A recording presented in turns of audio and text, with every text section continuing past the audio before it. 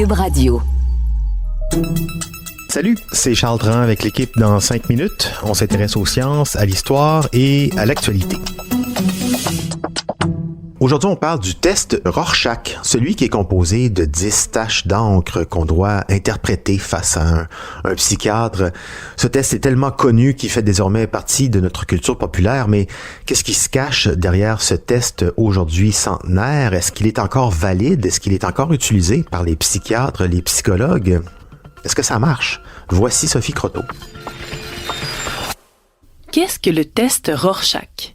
À l'origine, il s'agit d'un ensemble de 10 planches sur lesquelles se trouvent des images ambiguës sans représentation précise qu'on appelle souvent des taches.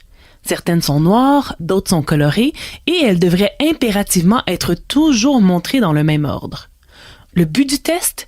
Déterminer le trouble de la personnalité d'une personne selon ce qu'elle voit dans ces images.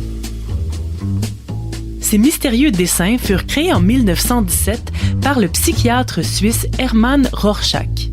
Il s'inspira d'un jeu auquel il jouait enfant, le Kleck, dont le but était de collectionner des cartes marquées de simples taches d'encre et de s'amuser à faire des associations entre elles. Remarquant que ses patients schizophrènes avaient des résultats radicalement différents des autres lorsqu'ils y jouaient, il décida de pousser plus loin l'exercice, développant lui-même son ensemble de cartes. Rorschach désirait avant tout créer une méthode qui permettrait de dresser en une session un portrait de l'état mental d'une personne en se basant sur les réponses de celle-ci et en les comparant à celles de d'autres patients.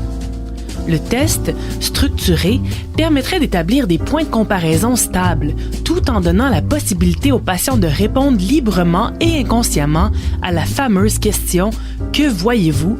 par des associations libres. Et maintenant, je vais vous montrer quelques images et vous allez me dire ce que cela vous évoque. Celle-ci. Il remarqua que les personnes dépressives ne voyaient peu ou pas de mouvements, de couleurs ou de figures humaines dans les taches et s'attardait surtout aux détails.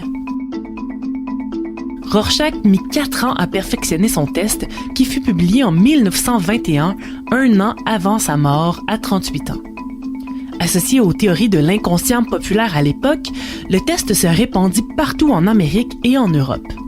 Mais sa popularité joua contre lui et il commença à être utilisé comme un banal test de personnalité dans les années 60, lui attachant par le fait même la réputation de pseudo-science. Des psychologues américains allèrent même jusqu'à appeler à un moratoire sur son utilisation en 2003, critiquant entre autres son interprétation trop abstraite. En 2013, la prestigieuse American Psychological Association, ou APA, redonna enfin ses lettres de noblesse à Rorschach en publiant un guide d'interprétation clinique du test, soutenant qu'il pouvait révéler mieux que d'autres le niveau d'énergie d'une personne, son niveau de contrôle émotionnel et son processus de pensée. Depuis, de nombreuses recherches s'y intéressent, souvent dans des contextes particuliers. Par exemple, chez des patients souffrant de la maladie d'Alzheimer, chez qui les réponses aux tests sont étonnamment différentes. Une équipe de neuroscientifiques a aussi observé le cerveau d'individus répondant aux tests, découvrant que les réponses dites originales réveillaient d'autres parties du cerveau que celles données habituellement par les patients. Si Rorschach avait avant tout construit le test pour déceler des troubles mentaux chez des patients moins communicatifs, il est fascinant de voir que plus de 100 ans après sa création, il peut encore être un outil à explorer pour comprendre notre inconscient. Ouais, l'avez-vous déjà passé ce test? Pas moi, mais je serais curieux. De nos jours, on remet en question beaucoup de tests de personnalité, dont celui du quotient intellectuel, parce qu'ils sont souvent teintés des biais de leurs créateurs. C'est le cas aussi de celui de Rorschach, qui est toujours donc utilisé, mais qui n'échappe pas à la controverse avec ses images cryptiques. Merci Sophie Croteau, c'était en 5 minutes.